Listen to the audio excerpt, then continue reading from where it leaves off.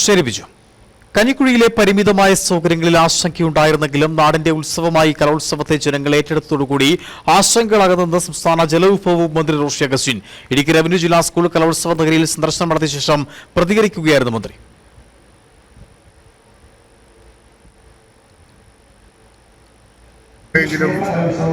ഈ പരിസര പ്രദേശത്തുമല്ല ഉത്സവ പ്രതീതിയാണ്. ഇതിൻ്റെ സംഘാടക ശേഷി എന്നുള്ളതാണ് ഏറ്റവും പ്രധാനപ്പെട്ടത്.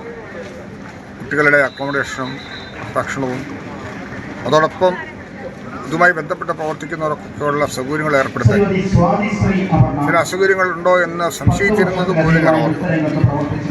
എങ്കിലും എല്ലാവരുടെയും വലിയ പങ്കാളിത്തം അതെല്ലാം മാറ്റിമറിച്ചുകൊണ്ട് വിജയകരമായി അവസാന നിമിഷങ്ങളിലേക്ക് നടക്കുകയാണ്. ഇതോടുകൂടി ഇത് സമാപിക്കുന്നു. തീർച്ചയായിട്ടും നമ്മുടെ നാടിന് വലിയൊരു സന്തോഷമാണ്. കുട്ടികളെ ഇത്തരത്തിൽ പ്രോത്സാഹിപ്പിക്കുവാനും അവരെ ഇത്തരത്തിൽ വളർത്തിയെടുത്തുകൊണ്ടുവരാനും അധ്യാപകരും രക്ഷിതാക്കളും ഒക്കെ കാണിക്കുന്ന വലിയ താല്പര്യം നേരിട്ട് മനസ്സിലാക്കുമ്പോഴാണ് വലിയ ആഴം മനസ്സിലാക്കുന്നത്.